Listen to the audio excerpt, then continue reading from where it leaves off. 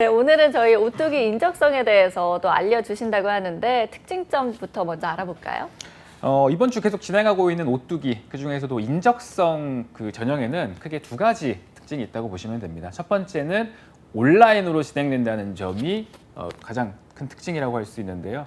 그러니까 오뚜기는 코로나19 이슈 이전부터 온라인 인적성 전형을 진행해 왔습니다. 크게 2시간 동안 앞선 1시간은 적성평가, 우리 시험을 보는, 그리고 뒤에 1시간은 인성평가, 이렇게 진행된다고 보시면 되는데, 또 하나 주목할 만한 점은 이 2시간의 시간을 보통 그러니까 서류 합격 발표 나고 나서 합격자에게 언제부터, 예를 들어 오늘부터 3일 뒤까지 시간 3일 안에 한 2시간 정도 투자해서 언제 집에서든 뭐 노트북을 들고 카페에서든 새벽에 학교에 가서 동아리실에서든 여러분이 원하는 어느 시간대 어느 환경에서 문제를 푸시면 됩니다라는 거예요. 그래서 내가 가장 머리가 잘 돌아갈 때 그 시간과 공간을 정해서 언제든지 3일 안에 혹은 4일 안에만 풀면 된다는 게 어떻게 보면 장점일 수 있고요. 이게 이제 온라인으로 진행된다는 첫 번째 특징.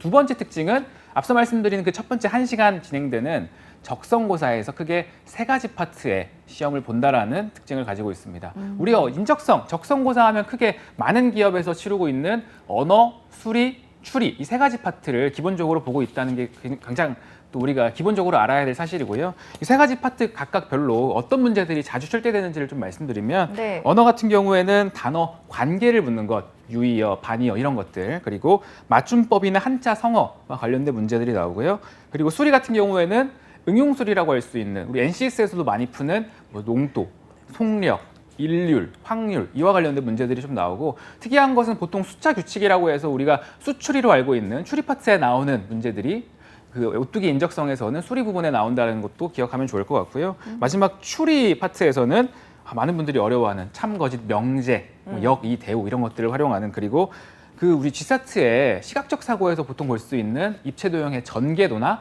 도형을 비교하는 것, 이런 문제들이 오뚜기 인적성의 추리 파트에 출제된다는 것, 이것까지 같이 알아주시면 좋을 것 같습니다. 네. 그래도 다른 기업에 비해서는 조금 간소한 느낌이 들기도 합니다. 저희가 오늘 문제 풀어볼 텐데요. 저희가 만나볼 문제 더빅 스터디에서 제공을 해주셨습니다. 자, 그럼 첫 번째 문제부터 소개를 해주실까요? 오늘 풀어야 될 문제가 굉장히 많기 때문에 제가 네. 빠르게 한번 진행을 해보겠습니다. 첫 네. 번째 파트 말씀드린 대로 언어 문제입니다. 1번 바로 소개를 해드릴게요. 단어 관계 문제입니다.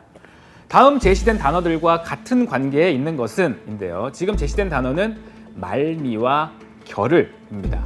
이 두 단어가 어떤 관계를 갖고 있는지 한번 파악을 하시고요. 같은 관계에 있는 것 보기 4가지 중에 골라주시면 되는데요. 1번 진퇴와 거취, 2번 논평과 보도, 3번 속독과 탐독, 4번 원인과 결과. 이 4가지 중에 말미와 결을, 이 두 단어와 같은 관계를 가지고 있는 한 쌍을 골라주시면 되겠습니다. 일단 느낌이 말미랑 결을은 좀 비슷한 단어라고 봤어요. 그래가지고 4번 원인과 결과는 확실히 아니지 않을까라는 생각은 드는데 그렇죠. 그리고 속독과 탐독도 약간 반대 의미 아닌가요? 빠르게 읽고 깊이 읽고. 네. 그렇죠. 이제 말씀해주신 대로 말미와 결을은 그러면 유의 관계에 있다라는 걸 우리가 확인을 할 수가 네. 있는데, 말씀해주신 대로 3번과 4번은 그러면 뭐 반대 결과든 인과관계든 일단 같은 관계가 아니네요. 그러면 1번과 2번 두 가지 중에 한 가지가 답일 것 같은데 답 체크하셨나요 혹시? 네, 그리고 저희가 또 언론계에 있다 보니까 논평과 보도의 의미도 대충 알 것 같아서 그래요? 답을 1번으로 골라봤거든요. 1번이요? 저는 2번을 했는데 그래서 이게 1번, 2번이 헷갈릴 수 있는 문제. 굉장히 헷갈리네요. 그러니까요. 1번부터 좀 헷갈리는 문제를 가져왔어요. 네. 정답은 우선 1번은 맞긴 합니다. 그러니까 아. 유의 관계라는 건 잘 체크해 주셨고요. 그러니까 진퇴와 거취가 흔히 우리 또래, 그러니까 20, 30대 분들이 일상생활에서 친구들과 대화하는 데에서는 크게 자주 쓰는 말은 아니에요. 그러다 보니까 아마 헷갈리셨을 수도 있는데, 그러니까 진퇴와 거취는 보통 쉽게 말하면 직장 이런 자리에서 물러나거나 아니면 머물러 있거나, 그러니까 이렇게 뭐 거취를 정하다 이런 식으로도 표현을 하고요. 진퇴가 조금 어려울 수 있는데 네. 거취와 유사한 의미를 가지고 있다는 걸 기억하시면 되고, 논평과 보도도 비슷할 수 있어요. 왜냐하면 우리가 말씀하신 대로 언론사에서 보통 자주 활용하는 단어니까요. 근데 논평은 어떤 사실을 가지고 좀 논하여 비평하는 의견이 들어간 것을 의미하고요. 보도는 사실을 있는 그대로 전달하는 것. 그래서 여기서 조금 차이가 있기 때문에 2번을 충분히 우리가 오답으로 헷갈려서 체크할 수도 있다는 것, 요거까지 한번 체크하시면 좋을 것 같습니다. 네. 오늘 네. 문제 푸는 마쌤 오랜만에 만나서 그런지 뭔가 더 낭낭하고 듣기 좋은 이 느낌은 뭘까요? 그런가요? 더 또박또박 잘 전달해 드리도록 하겠습니다. 그럼 바로 네. 이번 문제도 단어 관계 문제인데요. 바로 네. 좀 말씀을 드리도록 할게요. 네. 조금 다른 유형의 단어 관계입니다. 문제 2번. 다음 두 단어의 관계가 나머지와 다르게 연결된 것이에요. 그러니까 나머지 세 개와 다른 하나를 골라주시면 되는데요. 1번 비와 우산, 2번 황사와 마스크, 3번 결혼과 드레스, 4번 추위와 외투. 이 네 가지 보기 중에 나머지 색과 그 관계가 다른 한 가지를 골라주시면 되겠습니다. 네. 아니 일단은 황사 마스크 하시는데 진짜 지긋지긋하다라는 생각부터 듭니다. 그러니까요. 이제 나중에는 코로나 적혀 있고 마스크 이렇게 쓸 수도 있을 것 같아요. 제가 그러게요. 문제를 낼 때 그걸 고민을 해봤어요. 네. 코로나19. 그런데 빨리 코로나가 물러갔으면 하는 바람에 아, 계속 그렇죠. 쓰진 않았고 네, 그냥 제 역시. 개인적인 주관이 들어간 보기라고 보시면 될 것 같고 일단 네. 보시면 아시겠지만 우리가 모르는 단어는 없어요. 네. 1번처럼 막 진퇴 모르는 단어는 없는데 그러면 어떤 관계가 있는지를 좀 발견을 해야 됩니다. 혹시 각각의 단어들 관계 혹시 발견하셨나요? 저는 이유가 되고 그에 대한 대책이라고 생각을 했어요. 그래서 비가 오면 우산을 써야 되고 황사가 오면 마스크를 써야 되고 추우면 외투를 입어야 되고 그래서 결혼식의 드레스 3번 골랐거든요. 미정 아나운서는 어때요? 저는 저도 비슷한데 저는 앞에 걸 막기 위해서 뭐 착용을 하는 거나 이렇게 어떤 제품들 이런 것들을 생각했는데 드레스 같은 경우는 그 앞에 있는 결혼을 막기 위해서 입는 건 아니니까 네, 이렇게 생각을 했습니다. 문제 2번은 미정 아나운서님께서 정확하게 해설까지 다 해주셔가지고 제가 뭐 따로 드릴 말씀이 없을 정도입니다. 그러니까 앞에 있는 것과 뒤에 있는 것이 무엇인가 관계는 있어요. 그런데 어떤 관계냐? 앞에 있는 것을 뒤에 있는 것이 막아주는, 방어해주는 맞아요. 이라는 단어로 생각하시면 좋을 것 같습니다. 비가 오니까 당연히 우산을 쓰고요. 황사가 있으니까 마스크를 써야 되고요. 막기 위해서. 그리고 추우니까 추위를 막기 위해 외투를 입습니다. 근데 결혼을 막기 위해 드레스를 입는다라고 보기는 어렵죠. 그래서 미정 아나운서님께서 정확하게 말씀해 주신 대로 결혼과 드레스는 뭐 연관이 되긴 하지만 나머지 세 개 단어, 쌍과의 관계에서는 옳지 않다, 적절하지 않다라고 보는 것이 적절하기 때문에 정답 3번 정확하게 골라주셨습니다. 아니 확실히 이전에 저희가 풀어본 인적성 문제랑은 오뚜기가 좀 다른 것 같아요. 아무래도 온라인으로 진행하기 때문에 언어 같은 경우에도 보통 막 글 막 장황하게 제시되어 있고 틀린 걸 골라라, 주제를 골라라, 뭐 문단 배열을 해라 이런 식으로 출제가 되기보다는 온라인으로 진행되고 우리가 막 필기하면서 볼 수가 물론 연습장을 준비하면 되긴 하지만 쉽지 않아요. 눈으로 빠르게 보고 답을 마우스로 클릭하고 넘어가야 돼서 그 특성상 빠르게 눈으로 보고 풀 수 있는 문제들이 주로 출제가 됩니다. 그래서 뭐 물론 문제 유형은 다른 곳들과 비슷할 수는 있으나 길이 자체가 굉장히 짧을 수 있다는 게 오뚜기 인적성만의 특징으로 기억하시면 좋을 것 같아요. 아, 네. 그러면 혹시 개수는 더 많아지나요? 아니요, 개수가 많거나 적기보다는 문제 하나하나의 분량이 적다라고 보시면 좋을 것 같아요. 그래서 좀 빠르고 정확하게 딱 짚고 넘어가야 되는 그런 상황인 맞습니다. 거죠. 그래서 그 신속함이 굉장히 중요한 시험이라고 보면 좋을 것 같은데 근데 3번은 조금 이제 지문이 제시된 그래도 지문이 제시되어 있다 할지라도 이 정도까지만 제시가 된다라고 보시면 돼요. 그렇게 길지 않거든요. 그래서 3번 문제도 바로 그럼 좀 소개를 해드릴게요. 근데 네. 이거 뭐 제목을 찾는다거나 일치 불일치 문제라기보다는 이 유형은 한자성어 문제예요. 자, 한자성어 문제입니다. 제가 좀 소개를 해드리도록 할게요. 문제 3번. 다음 글에 밑줄 친 빈칸에 들어갈 한자성어로 가장 적절한 것은인데요. 빠르게 읽어드리겠습니다. 땡땡전자가 내용으로 큰 곤란을 겪고 있습니다. 땡땡전자 사장 김땡땡은 수레설로 일어난 내홍의 관련자 양쪽 모두를 해고하며 위기를 정면 돌파하려 하고 있습니다. 자, 김 사장은 회사의 존망을 좌우하는 구조정을 위해서는 회사 내부 단결이 가장 중요하다고 보고 빈칸의 결단을 내렸습니다. 뇌물을 주고받은 것으로 알려진 A 부장과 B 차장을 경질한 것은 물론 이들의 비리를 알고도 묵인한 C 전무를 보직 해임하며 기강 확립에 나섰습니다. 특히 C 전무는 사장의 최측근이라고 하고요. A 부장 또한 사장의 오른팔로 잘 알려져 있는 사람이라고 합니다. 여기서 빈칸에 들어갈 한자성어 1번 전전반측, 2번 읍참마속, 3번 오매불망, 4번 간담상조 중에 골라주시면 되겠습니다. 이건 확실히 한자성어를 알면 좀 풀기 수월한 문제인 것 같긴 하네요. 네. 일단 뭐 오매불망 이런 건 확실히 아닌 것 같아요. 그렇죠. 네. 그리고 뭐 오매불망은 확실히 전전반측 이런 것도 아닌 맞습니다. 것 같고. 네. 그러니까 그리고 여기서 맨 마지막 문장에 사실 포인트가 되는 것 같아요. 이 사장의 오른팔, 그러니까 굉장히 가까운 사람이지만 결정을 내렸다라고 해서 내가 아끼는 말이지만 목을 뱉다. 읍참마속으로 골랐는데 혹시 답은 어떻게 될까요? 정확하게 골라주셨습니다. 역시 2번 읍참마속. 그러니까 어떤 큰 목적 달성을 위해서 자기가 아끼는 사람까지 내칠 줄 아는 그런 표현을 말하는 읍참마속이고요. 혹시나 이와 관련된 유래는 삼국지, 뭐 우리가 그 네이버나 구글에 검색을 하면 바로 알 수 있기 때문에 그 정도는 확인해 보시면 좋을 것 같고, 나머지 뜻도 뭐 지나가는 말로 잘 말씀을 해주셔서 전전반측은 이런 뜻을 가지고 있어요. 누워서 이리저리 뒤척이면서 잠을 못 이루는 거, 그리고 오매불망은 말씀하신 대로 자나깨나 잊지 못하고 라는 뜻이고요. 간담상조는 서로 속마음을 털어놓고 말할 수 있을 정도로 굉장히 친하게 사귀는 걸 말한다. 이렇게 이해하면 좋을 것 같아요. 그래서 지금 이 지문의 적절한 것은 2번 읍참마속이다. 이렇게 체크할 수 있겠습니다. 네. 아니 설명 들어보니까 혹시 맞쌤은 오매불망 기다리는 무언가가 있나요? 저는 오매불망 코로나19가 빨리 끝나서 그래서 오프라인으로 좀 강의를 많이 해서 많은 분들과 만나면 좋을 것 같아요. 요즘에는 항상 온라인, 언택트 그쵸. 물론 좋긴 한데 맞아요. 온라인으로 하다 보니까 조금 더 그 현장감과 그 커뮤니케이션을 보다 더 좀 실감나게 하기가 어려워서 코로나19가 좀 더 빨리 끝나기를, 굉장히 모범적인 답변이죠. 네. 그렇습니다. 역시 모범생다운 우리 쌤의 답변이었습니다. 자, 저희 바로 또 다른 문제 확인을 해볼까요? 다음 파트는 두 번째 수리 파트에 대한 문제를 또 이어서 풀어볼 건데요. 수리 네. 첫 번째 문제, 경우의 수 유형 문제입니다. 바로 소개를 해드릴게요. 굉장히 쉽습니다. 문제 4번. 주사위 2개를 던져서 나온 눈의 수를요, 각각 10의 자리, 1의 자리 숫자로 만들 때 43 초과 52 미만인 정수들의 합은입니다. 1번 178, 2번 186, 3번 194, 4번 283 중에 골라주시면 되겠습니다. 이거는 뭐 우리가 초과, 미만, 뭐 이상, 이하 네. 요 개념을 알고 있으면 빠르게 계산할 수 있는 문제라고 보시면 될 것 같습니다. 그래도 좀 양심적이네요. 숫자 범위를 되게 작게 줬어요. 네.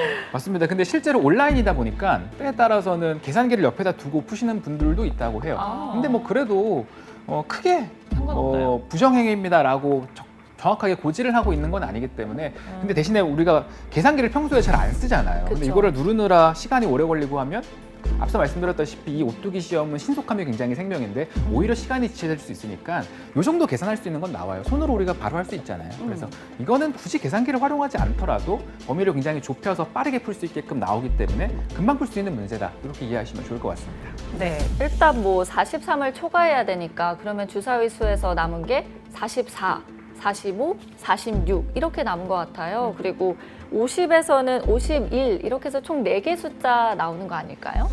네. 맞습니다. 맞아요. 정확하게 뭐 다 숫자까지 말씀을 해주셔서 그 4가지 숫자를 다 더하면 186이란 값을 알 수 있죠. 굉장히 쉽습니다. 네. 오뚜기 인적성은 쉽지만 시간이 좀 촉박하기 때문에 우리가 빠르게 푸는 연습을 하는 게 굉장히 중요하다는 걸 다시 한번 느낄 수 있는 그런 문제이지 않았나 싶습니다. 네. 이게 또 1의 자리만 다 더하니까 6이 나오는데 답이 딱 2번 하나만 있어가지고 그렇게 또 빨리 풀 수 있을 것 야, 같아요. 이것도 원래 제가 또 꿀팁으로 준비를 항상 아이고. 말씀을 드리는 건데 너무 잘 말씀드리고 거의 일치월장 그러니까요. 해주셔가지고 네. 많이 이렇게 성장하고 있나요? 보기만 보고 네. 예를 들어 지금 같은 경우는 굉장히 계산이 쉽습니다. 그런데 좀 계산이 복잡한 경우에는 그러니까 예를 들어 주사위 눈이 13579, 뭐 24680, 뭐 이런 식으로 그쵸. 다르게 출제가 되면 조금 신경을 써야 되잖아요. 그때 우리가 그 힌트를 얻을 수 있는 게 보기에 미정 아나운서님께서 정확하게 말씀해 주신 대로 1의 자릿수가 달라요. 그럼 1의 자릿수만 계산해도 답을 구할 수 있습니다. 우리는 답을 구하는 것이 목적이지 정확하게 막 숫자까지 하나하나 맞춰서 뭐 칭찬을 받으려는 것이 어떻게 맞추면 좋겠지만 우리가 일단은 지금 시험 목적을 한 번 더 상기를 하면서 어떻게 하면 빨리 풀 수 있을까를 고민해보는 연습도 굉장히 중요할 것 같습니다. 네, 그럼 또 저희 바로 이어서 다음 문제 또 알아볼게요. 소개해 주세요. 다음 문제는 닮음과 부피. 굉장히 옛날에 배웠던 유형인데 그 문제를 한번 가져와 봤습니다. 문제 5번입니다. 두 정육면체 A, B의 닮음 비가 1대 2일 때 큰 정육면체 B의 부피는 작은 정육면체 A의 부피의 몇 배인가? 자, 1번 2배, 2번 4배, 3번 6배, 4번 8배 중에 골라주시면 되겠습니다. 닮은 비가 1대 2입니다. 그럼 부피는 몇 배가 될 것인가? 이것을 골라주시면 되겠습니다. 아니 되게 부피를 물어보니까 뭔가 타임머신 타고 옛날로 돌아간 것 같아요. 수학 시간으로. 되게 네. 오랜만에 접하는 이게 개념인데요. 초등학교 때 배웠나요? 저도 정확하게 기억은 그쵸. 안 나지만 항상 옛날 기억을 떠올려 보면 이 문제 옛날에 만약에 초등학교, 중학교 1학년에 나였으면 바로 풀었을 텐데 10년, 20년이 지난 지금 보려니까 조금 뭐였더라라고 생각이 드는 그런 유형이기도 합니다. 네. 제 이거를 기억으로는 부피는 가로 곱하기 세로 곱하기 높이 이렇게 세 가지를 곱했었던 걸로 기억이 나요. 그래서 저희가 일단 닮은 비가 1대2라고 하니까 2의 3승에서 8이라고 냈거든요. 어떻게 들었어요? 그렇게 볼 수 있겠네요. 네, 맞습니다. 정답은 4번 8배가 맞고요. 그러니까 1대2라는 닮은 비에 대해서 우리가 좀 생각을 해보면 네. 제가 뭐 이해를 돕기 위해서 그림도 가져오긴 했지만 그러니까 예를 들어 항상 제가 지난번에도 말씀드린 게 있어요. 문제 풀기가 어려우면 좀 잘 풀 수 있는 그 뭐 특정 숫자로 우리가 치환해서 풀어보자. 그러니까 A, 정육면체가 작은 A의 한 변의 길이가 1cm라고 그냥 가정을 해보면요. 1대2로 닮았으면 한 변이 1이면 큰 정육면체는 2라는 뜻이 돼요. 제가 기재를 안 했지만 이게 1이면 2라는 설명이 되잖아요. 그래서 2, 그러니까 가로, 세로 높이가 정육면체니까 동일해야 되고 2, 말씀해 주신 대로 부피는 가로 곱하기 세로 곱하기 높이. 한 변의 길이가 1cm인 정육면체의 부피는 1 곱하기 1 곱하기 1이 될 거고요. 큰, 그래서 2로 2cm로 우리가 본 비정육면체의 부피는 2 곱하기 2 곱하기 2, 8. 그래서 8배라는 것을 알 수 있죠. 그래서 여기서 조금 변형이 되어서 뭐 2대 3이라든지 닮은 비가 4대 5라든지 이렇게 출제됐을 때도 맞출 수 있으면 좋겠다. 그래서 이게 가장 기본이 되는 닮음과 부피의 문제라는 걸 기억하시면 좋겠습니다. 아니 저희가 이틀에 걸쳐서 인재상 같은 걸 알아봤었거든요. 그때 굉장히 겸손, 인성 이런 걸 많이 물어봤는데 문제들도 그래서 그런지 좀 기본에 충실한 그런 느낌이 들어요. 맞아요. 문제가 좀 겸손하기도 하죠. 네. 그래서 다르게 막 꼬아서 복잡한 거라기보다 말씀하신 대로 기본기가 얼마나 단단한가를 물어보는 유형들로 꾸며져 있다고 보시면 좋을 것 같고요. 네. 그럼 바로 이어서 또 수리, 이번엔 숫자 규칙, 어떻게 보면 수출이라고 볼 수 있는 문제를 같이 풀어보도록 하겠습니다. 자, 문제 6번인데요. 네. 일정한 규칙으로 수를 나열할 때 빈칸에 들어갈 수로 적절한 것을 골라주시면 되겠습니다. 지금 수가 보이시죠? 6, 4, 7, 3, 그리고 빈칸 1, 12, 마이너스 2, 16 이렇게 제시가 되어 있고요. 빈칸에 들어갈 숫자 4가지 중에 골라주시면 되는데요. 보기 1번 2, 보기 2번 5, 보기 3번 7, 보기 4번 9 중에 골라주시면 되겠습니다. 네. 그나마 이건 조금 까다로운 문제인 것 같아요. 그렇죠. 네. 근데 좀 추리 생각을 해야 되기 때문에 조금 난이도가 살짝 있는 문제라고 보시면 좋을 것 같아요. 뜬금없이 이제 뒤에 마이너스 2가 등장하기 때문에 이게 어떻게 보면 조금 키워드가 될 수 있을 것 같긴 한데 네, 맞아요. 숫자가 점점 작아지는 느낌이 드는 것 같긴 해요. 근데 작아졌다 또 커져요. 그래서 그쵸? 저는 네. 홀수랑 짝수를 나눴어요. 어떻게 나눴어요? 그냥 보니까 미정 아나운서 말처럼 그냥 보면은 규칙이 안 나오는 것 같아서 일단은 6, 7 하고 빈칸이고 그 다음에 12, 16이잖아요. 그래서 그렇게 홀수를 먼저 받고 그 다음에 짝수는 다행히 빈칸 없이 다 있더라고요. 4, 3, 1, 마이너스 2 이렇게 됐을 때 먼저 홀수는 규칙을 발견했어요. 마이너스 1 작아지고 그 다음에 마이너스 2 작아지고 그 다음에 마이너스 3 작아져서 마이너스 2가 나왔더라고요. 그래서 이제 짝수 규칙만 찾으면 되겠다 이렇게 생각을 해봤어요.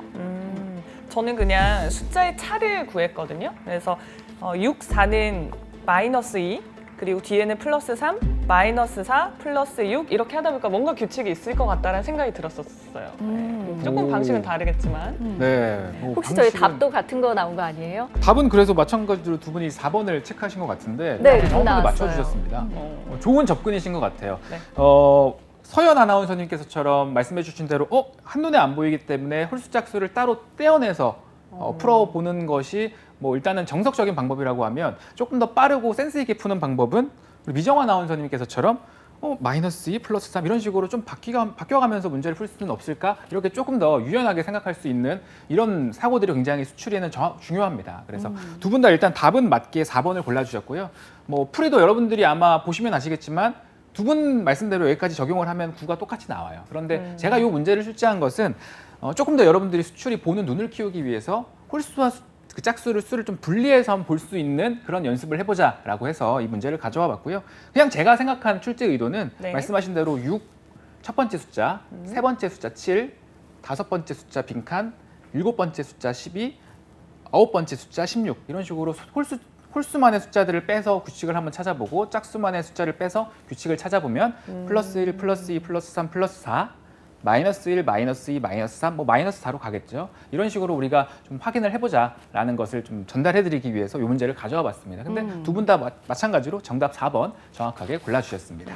제가 이걸 왜 홀수 짝수를 나눴냐면 그냥 보니까 규칙이 없더라고요. 그러니까 8이 나와야 되는 것 같았어요. 그 다음에는 근데 보기에 8이 없어가지고 맞습니다. 그래서 이런 문제들은 제가 뭐 드릴 수 있는 팁은 뭐냐면 그냥 한눈에 안 보이면 넘어가는 게 어떻게 보면은 답입니다. 왜냐하면 이걸 뭐 어떤 공식을 대입해 볼까? 아니면 너무 어렵습니다. 이걸 가지고 한 3분, 5분 시간을 투자하기엔 그래서 답이 나오면 그나마 다행인데 어떻게 우리가 시험에 그 몰입하고 긴장감 있는 상황에 처하다 보면 생각날 것도 안 나요. 그래서 이런 문제들은 그냥 빠르게 우리가 평소에 연습한 대로 앞으로 갈 때는 다음 숫자 갈 땐 더하고 빼고 안 되네? 그럼 내가 두 번째 방법 홀수 짝수 나눠서 한번 계산을 해보자. 안 되네? 그럼 그냥 넘어가는 게 굉장히 전 이런 문제, 추리 문제를 볼 때는 그래도 가장 합리적인 판단이 아닐까. 이것까지 우리가 기억을 하고 대신에 이 두 번 정도의 시도는 해보셨으면 좋겠어요. 바로 안 보이면 홀수 짝수를 나눠서 보거나 미정 아나운서님께서 말씀하신 대로 빼고 더하고를 한번 시도해 보거나 여기까지는 해보시기를 좀 추천드리겠습니다. 네, 그래도 안 되면 넘어가라는 인간적인 모습의 맞쌤. 맞습니다. 꼭 넘어가셨으면 좋겠어요. 이런 거는 한눈에 안 보이면 넘어가는 게 어떻게 보면 더 합리적입니다. 네. 자, 그럼 바로 또 다음 문제 확인을 해보겠습니다. 다음 파트는 추리인데요. 많은 분들이 어려워하시는 명제, 특히나 이 대우 명제를 활용한 문제입니다. 바로 좀 소개를 해드릴게요. 문제 7번. 다음 명제가 모두 참일 때 반드시 참인 명제 골라주시면 되는데요. 지금 제시된 명제가 3개가 있습니다. 첫 번째는 도보로 걷는 사람은 자가용을 타지 않는다. 두 번째, 자전거를 타는 사람은 자가용을 탄다. 세 번째, 자전거를 타지 않는 사람은 버스를 탄다. 자, 이 3가지 명제를 기반으로 해서 한 가지 반드시 참인 명제를 골라주셔야 되는데요. 첫 번째, 1번 보기, 자가용을 타는 사람은 도보로 걷는다. 2번, 버스를 타지 않는 사람은 자전거를 타지 않는다. 3번, 버스를 타는 사람은 도보로 걷는다. 4번, 도보로 걷는 사람은 버스를 탄다 중에 반드시 참인 것 한 가지를 골라주시면 되겠습니다. 이게 실생활 이야기라 그런지 그냥 내 생각을 해보게 돼요. 내가 자전거 없으면 뭘 탈까? 이러면서 자전거 근데 좋아하세요? 저 자전거 안 좋아해요. 그래서 저는 한번 진짜 좋아하거든요. 네. 근데 사실은 따릉이 굉장히 잘 타고 있습니다. 혹시 타보셨어요, 따릉이? 저도 옛날부터 타고 있습니다. 운동이 중요하기 때문에 네. 먹는 걸 좋아하는 것만큼 칼로리를 소모하려고 자전거를 타곤 합니다. 말씀은 왠지 근데 달리기 잘하실 것 같은데. 옛날에 좀 잘했어요. 그래요? 옛날에 한참 날렵할 때 잘했는데 날렵할 때? 지금은 좀 잘 모르겠습니다. 아무튼 네. 이 문제를 보시면 네. 대우 명제를 적용해야 된다는 걸 좀 바로 간파하셨으면 좋겠습니다. 대우 명제, P이면 Q이다가 그냥 기본 명제라면 대우 명제는 not Q는 not P이다 라는 것을 적용해서 풀면 제가 이거 바로 한번 같이 풀어볼게요. 네. 네. 여기서 중요했던 건 두 번째 명제를 대우 명제로 만드는 그래서 연결고리를 잡는 거였는데요.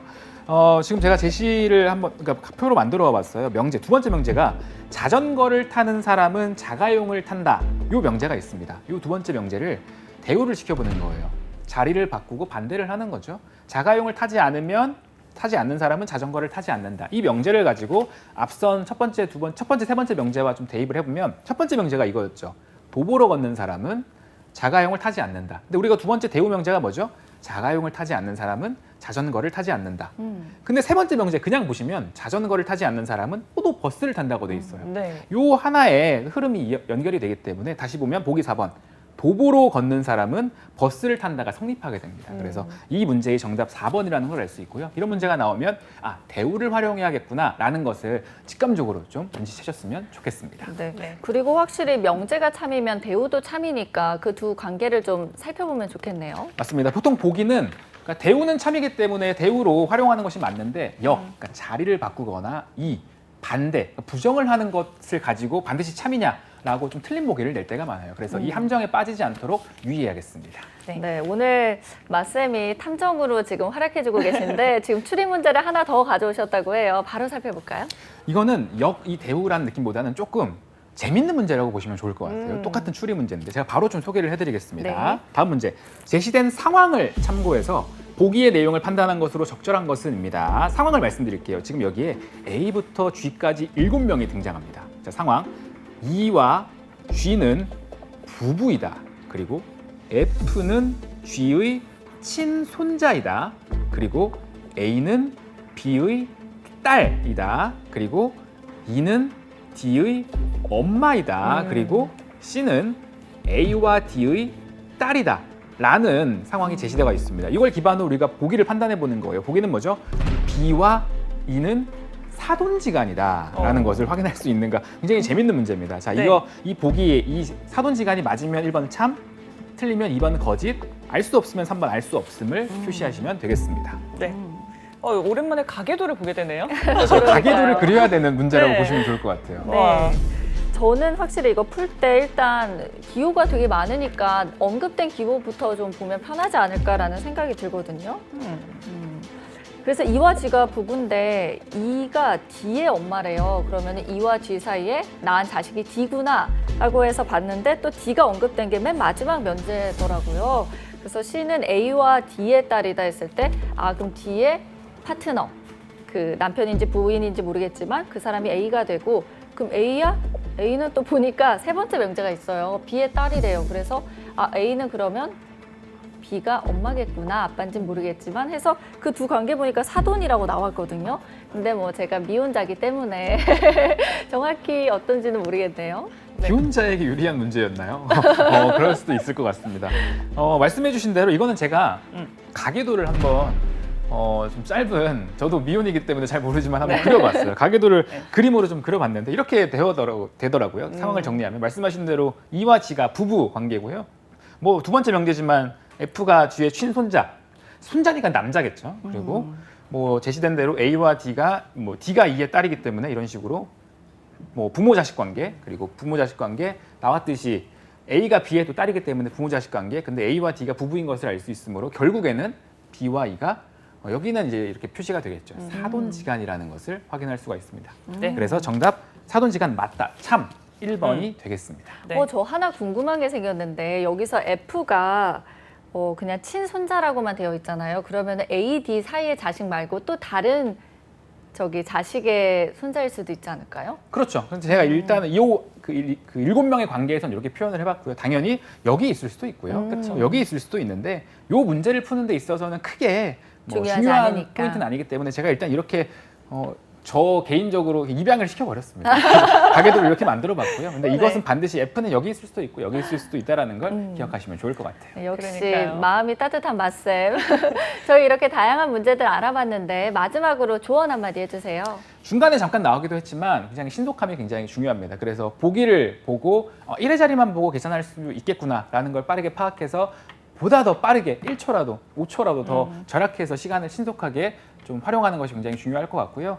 그리고 앞서 말씀드렸다시피 수출이 이런 거 숫자가 제시되고 한눈에 안 보이면 제껴야 되는 문제들도 분명히 출제됩니다. 한 문제에 대해서 계속 끙끙거리면 뒤에 아시다시피 굉장히 쉽게 문제가 출제가 되기도 합니다. 그래서 뒤에 쉬운 문제들을 놓칠 수 있기 때문에 우리가 모든 문제를 시간 안에 일단 다 보겠다라는 마음가짐으로 막히는 문제 있으면 일단은 제치고 넘어가고, 그래서 다음에 혹시나 시간이 되면 돌아와서 푼다라든지 이런 합리적인 시간 배분이 굉장히 중요하다는 것을 기억하시면 좋을 것 같습니다.